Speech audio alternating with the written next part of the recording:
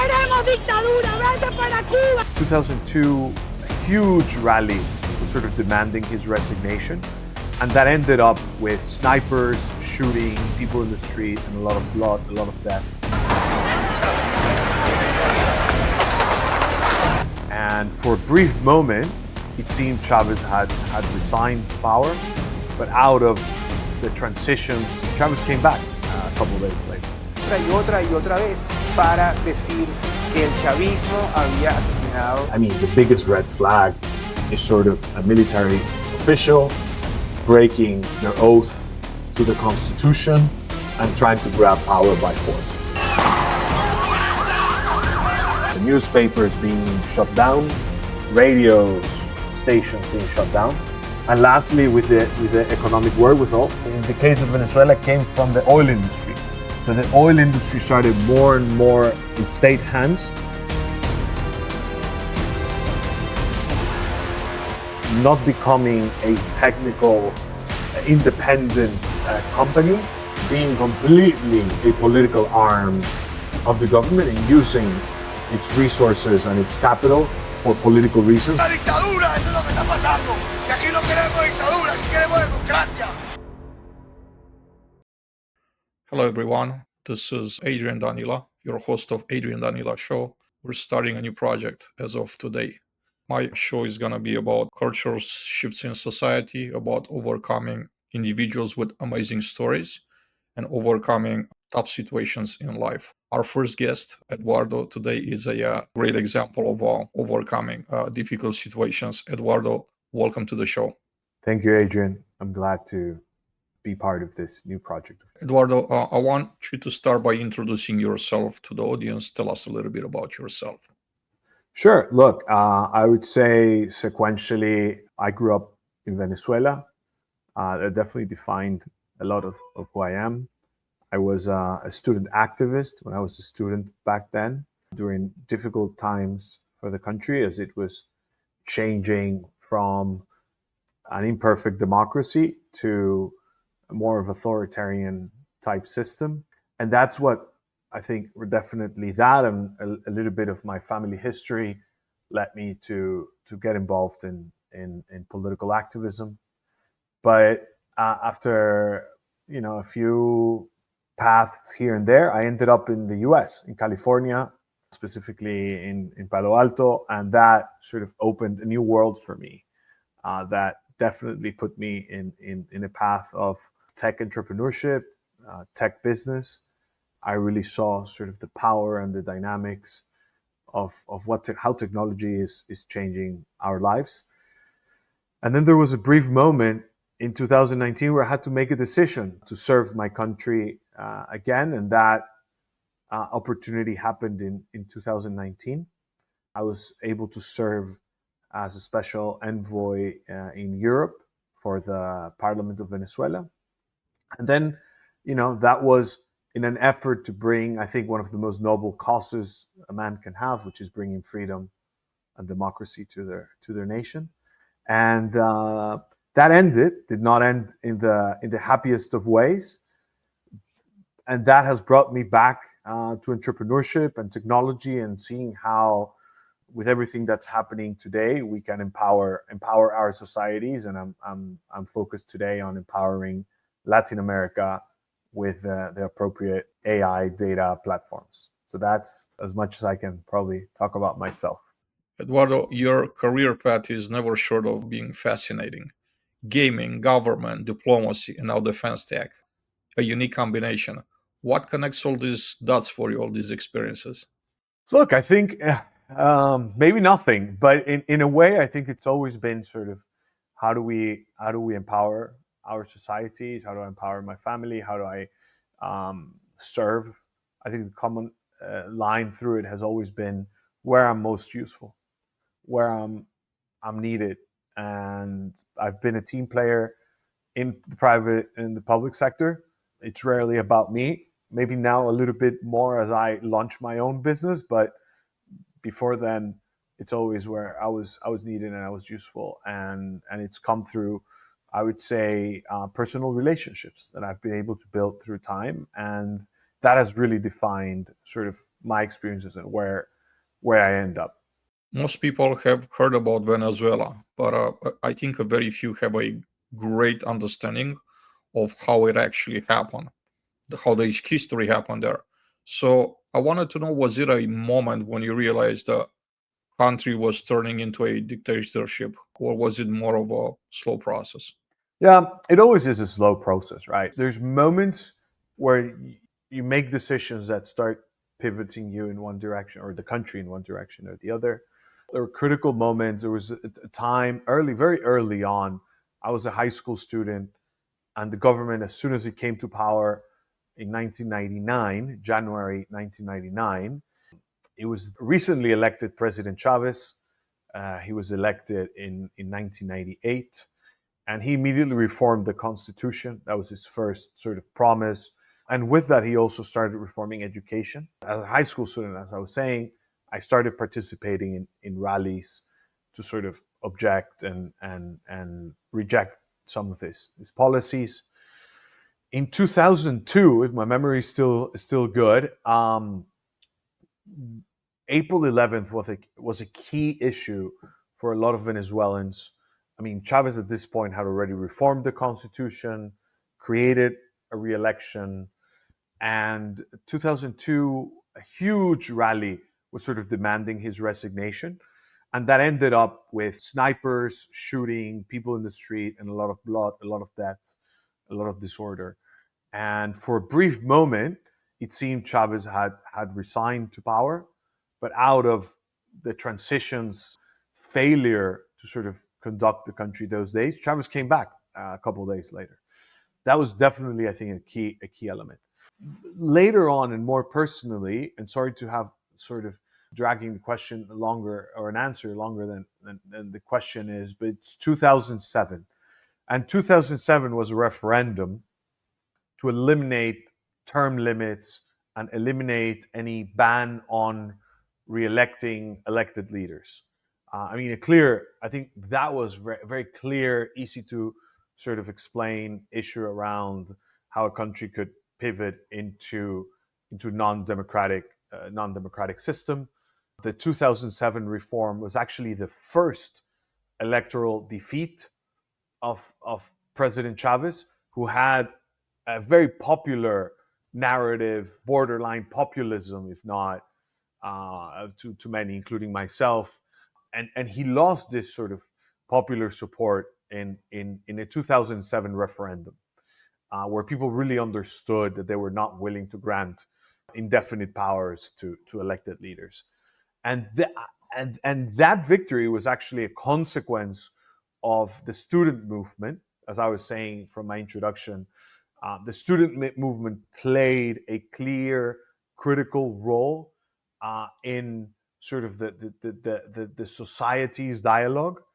And I was lucky to be part of the student leadership and the student movement. Played a really tiny or small role in it, but it played a bigger role, I guess, in the society as this granted short-lived political defeat to a system that was becoming more and more totalitarian. So I would say those were definitely three key events that drove me in the direction of understanding the dangers, and it was more evident that we were losing our democracy early on. I want to go back to the first time that you mentioned that he somehow clung back to power. What actually happened? He lost, but he actually maintained power. How did it actually happen? What were the details of what happened? So, I mean, and we're talking about the 2002 street protests and events, right? Yep. So, at this time, to give more context, he was passing executive orders and laws without having to pass through Congress. I think it was a crazy number, like 1,000 laws, in all intent and purposes, looking to transfer more and more power to the executive branch. And this would be labor reforms, land reforms, sort of within the populist discourse. People took to the streets. Both the Chamber of Commerce, the leaders of the business world, and the leaders of the union world, and at this point, I was still a college or university student, so by no means, I played any part in this, but and I'm also trying to. It was 23 years ago, and I was a kid. But trying to remember sort of the history of those events was, let's say, two key pillar social institutions called for a strike, where companies would shut down for initially for 24 hours, and commerce and everything would be under strike. Labor unions as well, in order to protest some of these national government policies that were taking place. Immediately, that sort of became a rallying cry for the government to step down and ask for the resignation of this president, who was not simply an elected politician, elected leader who was elected in 1998. He had a history in the country in 1992, where his background, being a military official, where he tried not only once but 2 times military coups to the then elected governments of Venezuela. So he had a history, a non-democratic, violent history in the country, that after failing in his military adventures and specifically military uprisings and coup, he was sent to prison, comes out of prison, and as a civilian was granted pardon by the then democratic president, the subsequent to the one he had an uprising against. And he joined also the political life. With that pardon, it allowed him to be a political figure. And he immediately started participating and ran for office, as I said, in 1998 and won. Given that past, people immediately in 2000 or in 1999 when he was elected, and then eventually in 2002, felt that he had a not very democratic history and wanted his resignation. And people were using sort of what they have, which is their voice, their ability to protest, organize, and manifest their ideas. And this specifically was asking for the resignation. When it seemed the momentum of the strike was really strong and that the president was sort of cornered in his autocratic vision, millions of people came out, specifically in the capital, in Caracas. And immediately this protest of millions of people was in a combination of decision making at the time, was sent, as happens and we've seen in other countries, try to go to the palace and shout for the resignation. So the leadership of the then, let's say, opposition / political leadership, which was more, as I was saying, was more societal in the sense that was the Chamber of Commerce and unions rather than political parties that had sort of disappeared from the map after his election, call to manifest and protest in the presidential palace, called Miraflores. As soon as the protest starts approaching the palace, shots are fired. People, you can clearly see the images on television. People are being shot at, and this really becomes sort of a no-go-to area for a faction of the military forces, and asks for the president resignation. The president sort of resigns. President Chávez resigns, is said to have resigned, and taken to military facilities to be apprehended. In this interim of hours, many decisions were made that could be seen as political rookie mistakes. I mean, there were things like changing the constitution, banning sort of certain branches of power because the people taking decisions at the time felt that the branches of power were still controlled by then President Chávez. And those decisions sort of opened political cracks, societal cracks that many people feared and certain figures feared. And strangely, the same military that had deposed President Chávez, I mean, I say strangely because it is really difficult to sort of explain without going into too much detail. The military forces felt that this was not the direction that the country should have been going, thought that they made a mistake deposing President Chávez because of the failures of this interim, or let's say, momentary government that was set up and the decisions they made. And there are some power dynamics mistakes that you make, right? Like appointing the wrong minister of defense, maybe being from the business community and not from the political community. But bottom line, it seems like the biggest mistakes were being made by how they handled the military issue. And immediately the military took off its support of this momentary government and reestablished President Chavez to finish his term. Did he win fair and square in 1998, the first time he was elected? Sure, he did. And then what caused that? Like, what caused his rise to power?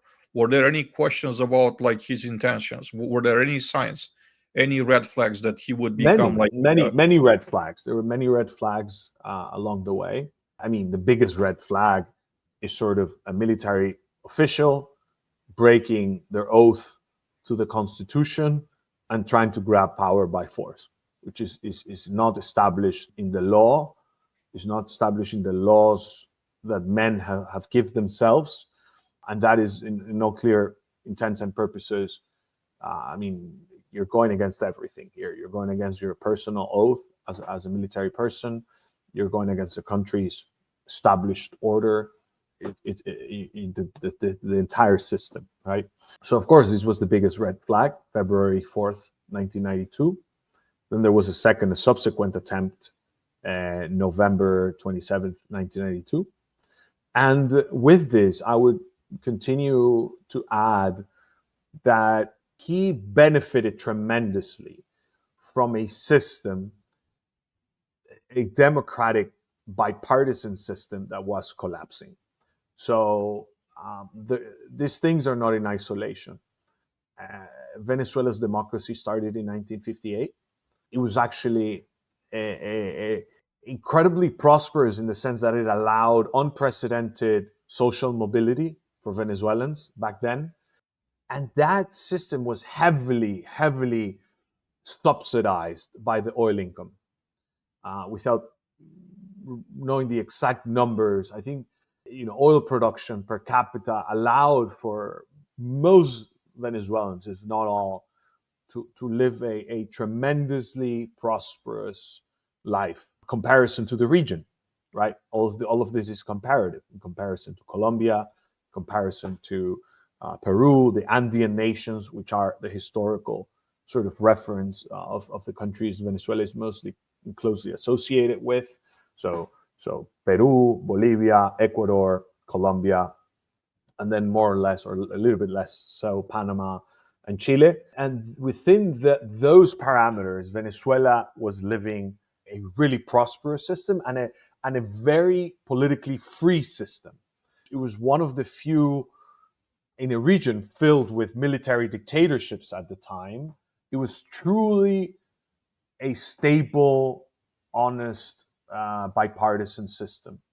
But that, because of the oil subsidies, tilted a bit, let's say, left, using the European traditional left and right axis. So it was a thriving social democracy. But because of that, partially, that economic system started, like it does when you have excessive state presence, started becoming corrupt. It started decaying in itself, and it becomes unsustainable. Statism is unsustainable. And with that came the lack of prestige of these two traditional parties, I think out of the lack of social mobility. And people started looking at opportunities like they do with outsiders. Venezuelans sometimes joke that they say we come from the future. There was some elements there of seeing traditional bipartisan democratic system collapse, and now we're seeing it all over in the West, sort of having really difficult times where incumbents and traditional politicians be elected, and more the rise of outsiders, as people, maybe rightfully so, feel completely disenfranchised and completely unrepresented, and that the political bureaucracy or the political system is really not improving their lives, but making it more costly for them, either through taxes or bad services, inflation, and they point to the entire system. They don't point to a specific person. So that opened the door or the window or everything to a really charismatic populist leader like Hugo Chavez. Eduardo, for those that never lived under a repressive government, what does the transition feel like from a democracy to this type of government? And also, I want you to depict some of the signs, the warning signs that people tend to overlook, because I think we're at a danger in a free societies that we're actually overlooking a lot of signs, and then this is like a clear and present danger for all the democracies to veer left, right, to veer to extremes. And then because people don't have that experience and they didn't grow up having an experience like that, they don't have the perspective, they don't have that immunity system built, I should say, to Yep. reject this extreme ideology. So what are the transition, what was the transition like towards the authoritarian regime, and what are the signs that people in a free society should be looking for, that maybe we're not going into the right direction? Sure.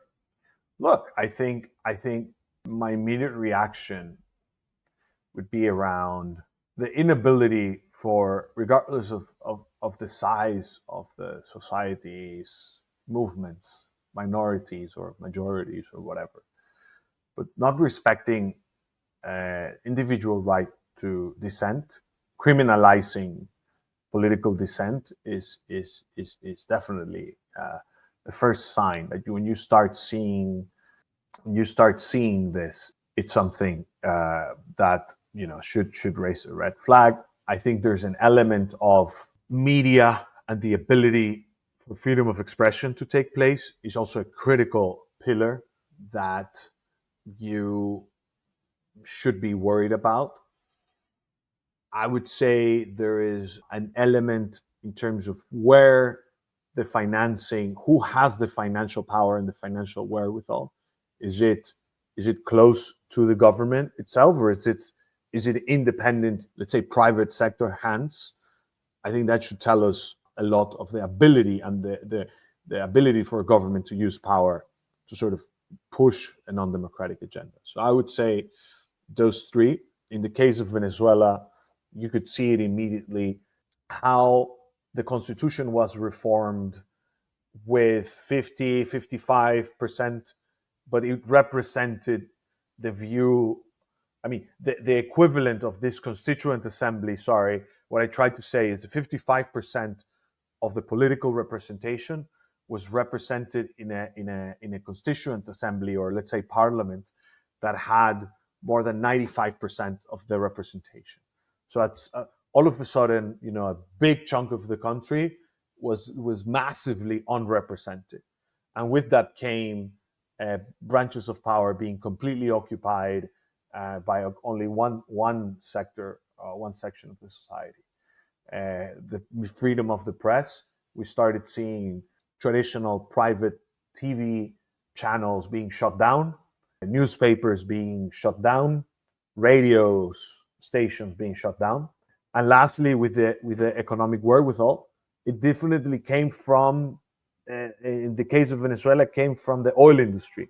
So the oil industry started more and more in state hands, not becoming a technical, independent company, being completely a political arm of the government and using its resources and its capital for political reasons and not for oil and gas business purposes, which is sort of what the company of oil, the national oil company of Venezuela, mission is.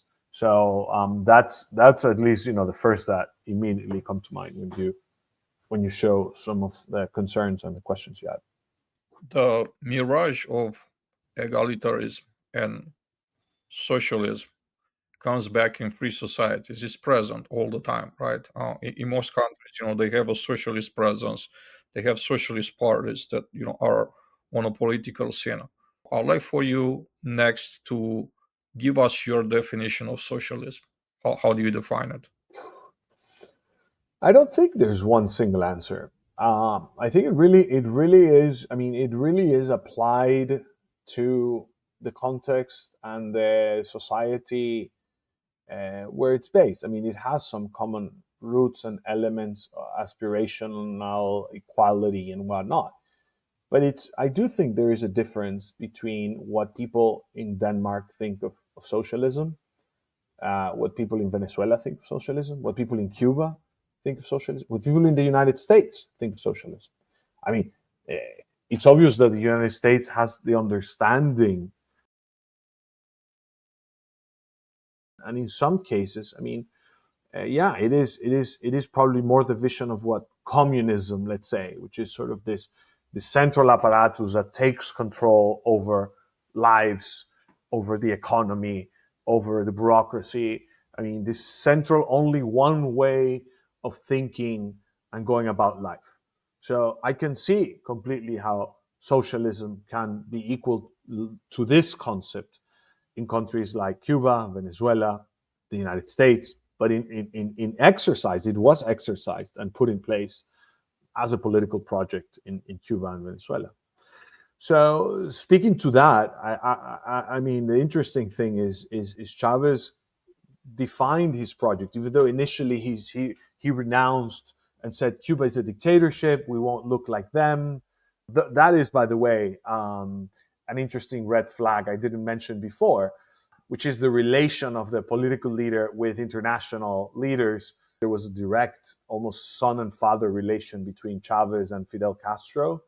And it was sort of, both felt they would politically benefit from passing the baton. Fidel felt that Chavez could be a big sponsor and a financial sponsor to Cuba and his privileges in Havana.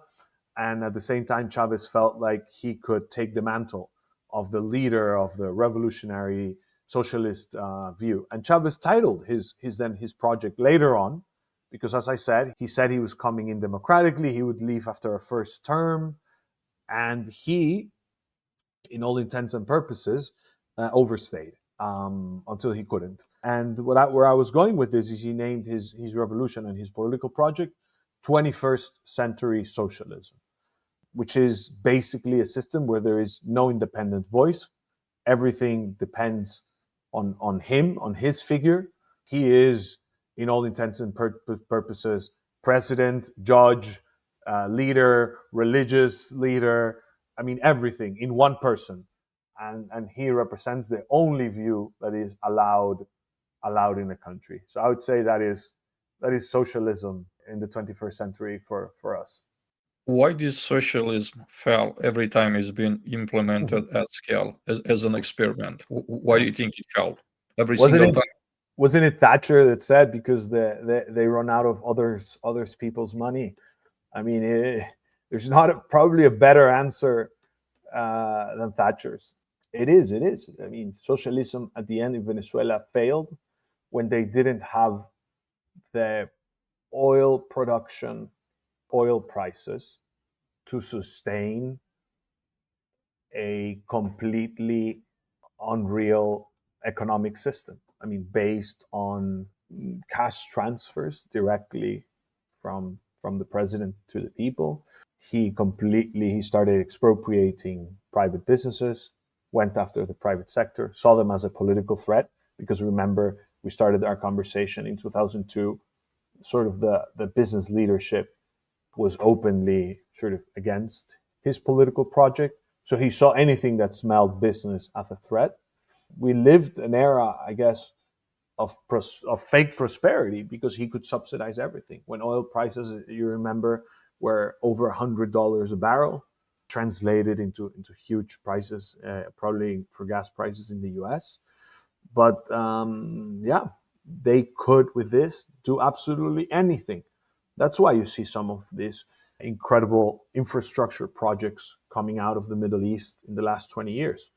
Because in part, it's just, it was a rainfall of riches for oil producing countries. Thing is, we didn't build anything with it. Venezuelans didn't build anything with it. They spent it. They spent it on a completely failed political project.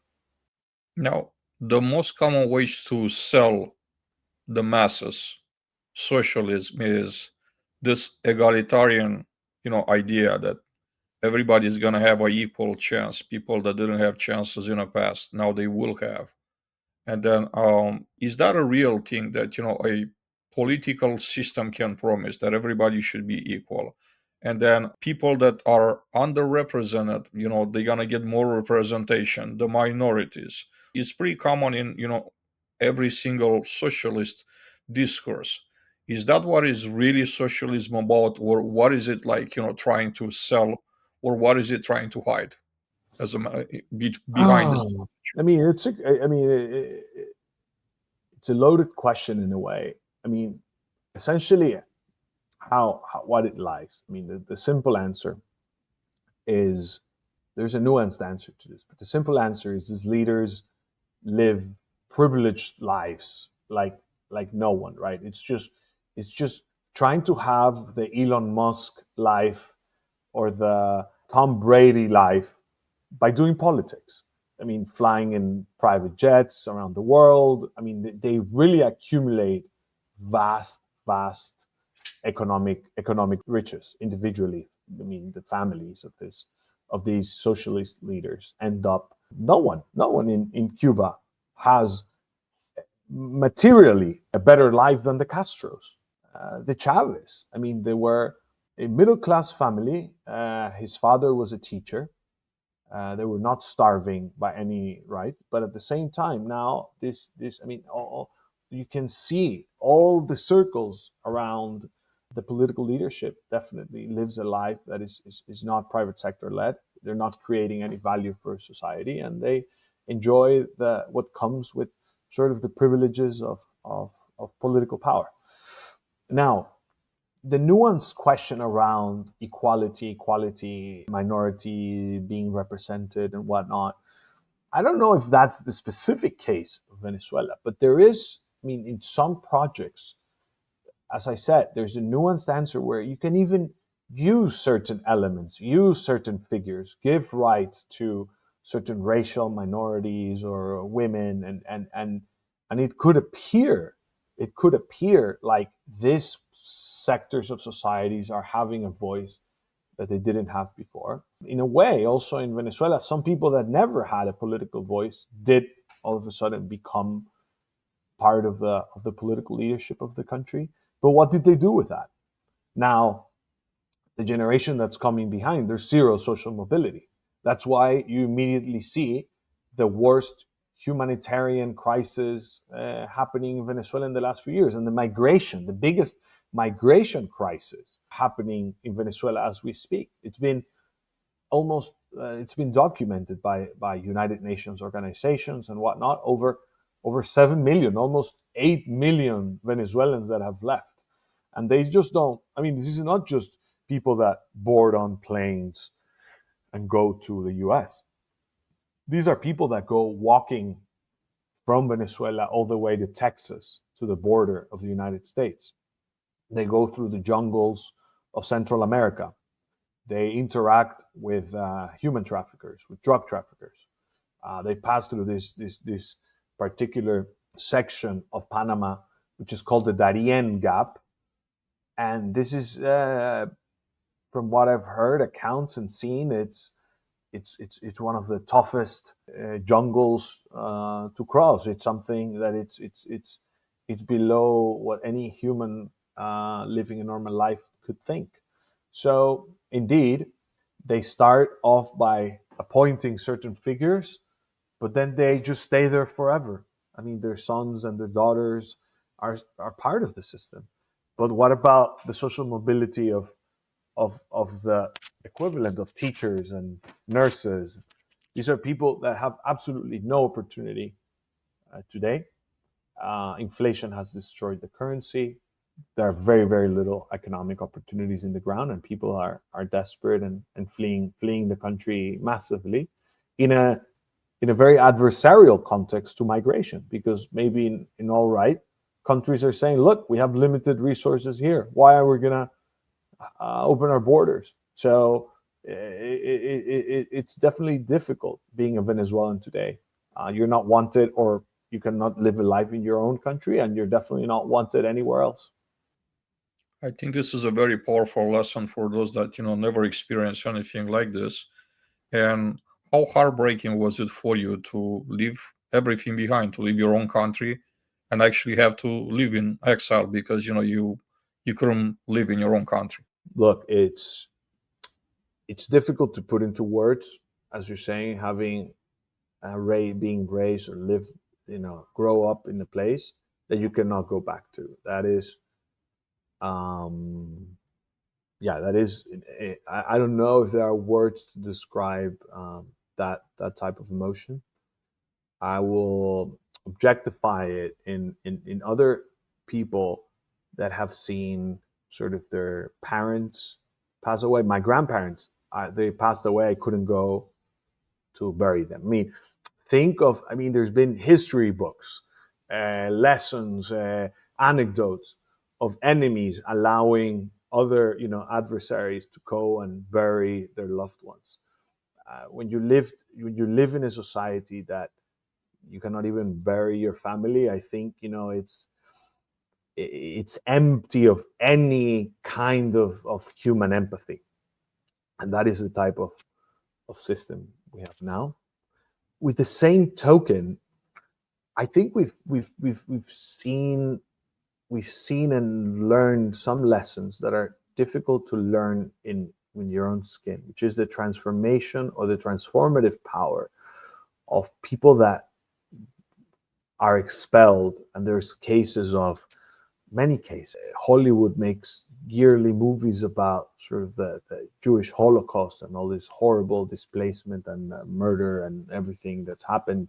But there's cases of Greeks that have been displaced from their families and their cities. And literally since the Greek and Persian days, I will say that the adaptive nature to see the glass half full of people that leave and are able to reinvent themselves. And I think I'm right now in that period of reinventing myself, understanding that, and creating value where I am. And in a society that is more digitally connected than ever, there are more opportunities than ever to be able to contribute digitally, not necessarily physically, and where you are physically as well. And then I think that's part of why you've seen so much prosperity being made in America, because of the ability of these outcasts of the world that have ended up there and have very quickly reinvented themselves without having the oppressive nature of the states where they come from, and are able to express their creativity, their visions, and are allowed and encouraged to create value, not seen as a threat. Individuals that create value are seen as a threat in socialist regimes. Here, it is encouraged, it is rewarded, and it's invited. And I think that's also a lesson on the ability of the perseverance of humans to reinvent themselves and create a new story for themselves. You're now into the technology space, Eduardo, and I'd like to get your take on the current state of affairs at a worldwide level. We're constantly hearing about, AI-driven surveillance in China or cyber warfare coming from Russia. We're also very much aware of Chinese companies buying huge pieces of land in an area where there's military bases in the United States. Chinese companies have been Chinese companies were completely banned in the first Trump presidency, if I remember correctly, from actually doing any business in the United States because they're stealing technology at scales. This is like a very well-known thing. At the same time, US probably, their first, like the largest business partner is China. So how do we mitigate that? And then I feel like this is kind of like a race, using technology for good or to control people or use it for evil reasons. How are the democracies equipped to carry this warfare with China and Russia and countries that are not very well intended? Do you think they're equipped, and Do you have any? Totally. I think the question is excellent. And for me, it's a pass. Like, I mean, we are in a transformational time, and I think this is the question of our times. Is China? I mean, it's oversimplifying your question. Is China going to win? And what that, sort of the in the technology race, and then sort of impose their model on the rest of the world. And I think we are naive to think that there are no competing models. There are. I would sort of have a first discussion around what we are, and if we are the West. And if we think we are the West, what does the West entail, and what are the values behind that? And if we are within the Western ecosystem, and as you said, use technology for good, for individual freedom, empowerment, democracy, then do we recognize that there is a threat to that way of life? First of all, for many years, we've seen sort of empires compete amongst themselves. We were tricked, I think, to believe that because capitalism's success over socialism was so overwhelming, so clear in reality, that I think Fukuyama coined the term the end of history. It was it.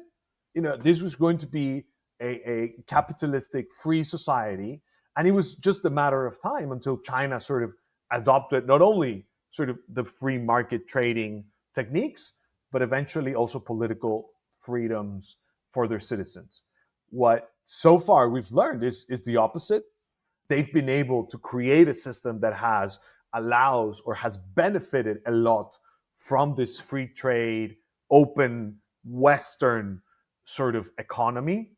And they, as you've mentioned, some of their technologies are free to use in the US, in Europe.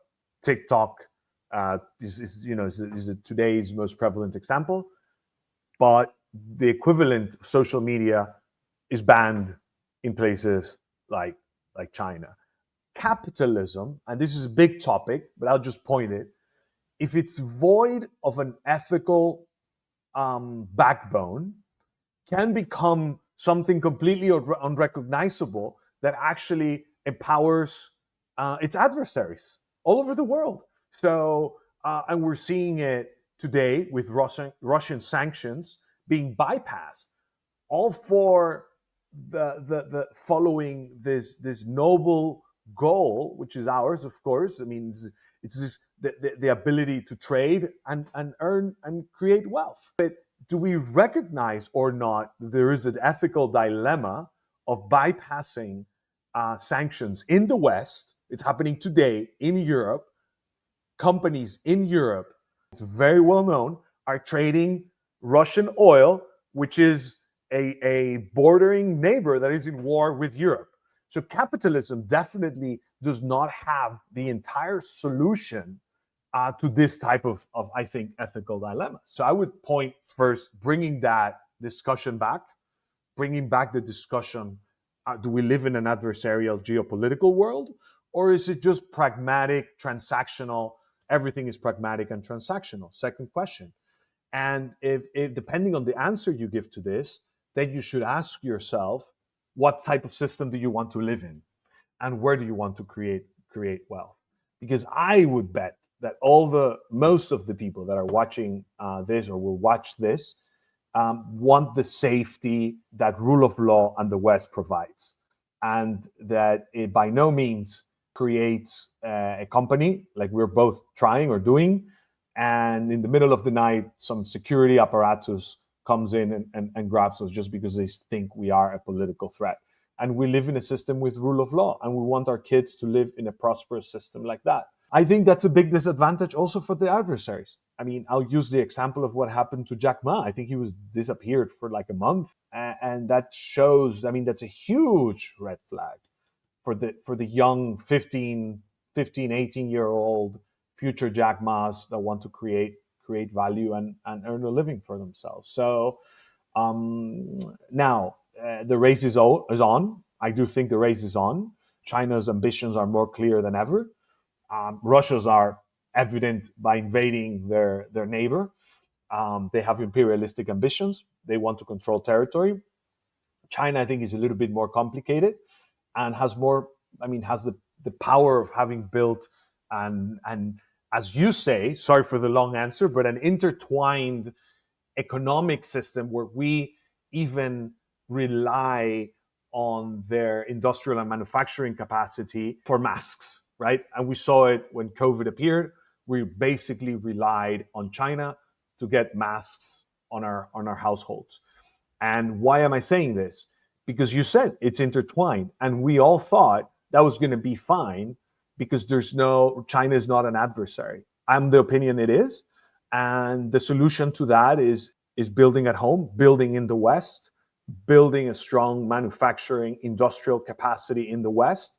And when I say the West, I think it's a loaded concept, but it is historically, geographically, the continuation of Europe, of the project that started in Athens, then went to Rome. And we have the societies that have been marked by this project throughout history. And now the capital of the West is in America, is in the US. But I also think Latin America is part of the West. Europe is part of the West. And because of the dynamics, as I said, you have countries like Japan that are in Asia that are completely part of the fold of the US. And I think those countries, because they share a common set of values and ethical framework, should be trading freely and openly. And I think they can rely on each other. Some other countries, not so much. So much to think about.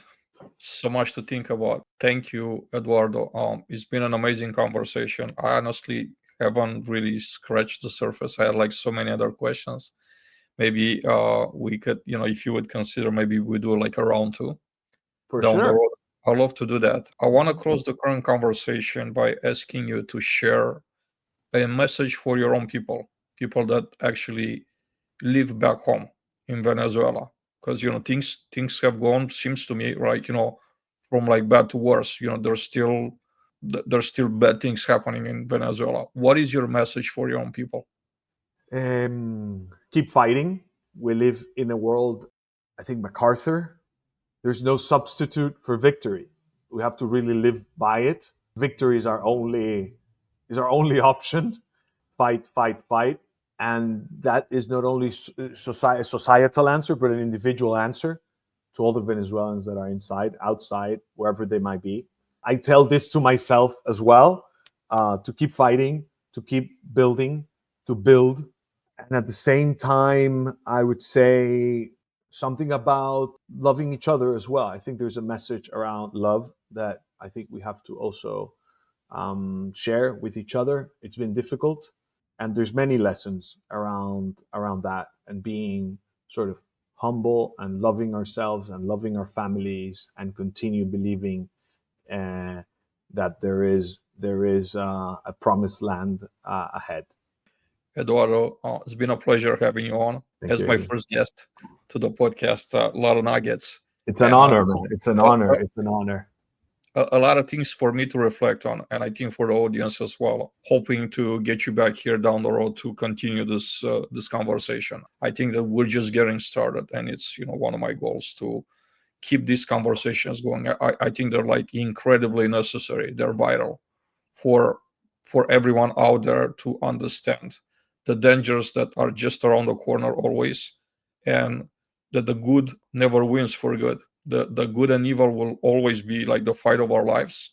And I think for generations to come, it's not going to be the evil does not permanently get defeated. So we got to stay vigilant, and then we got to fight for what's positive. Thanks again for being with us. I agree entirely with you, Adrian. Thank you.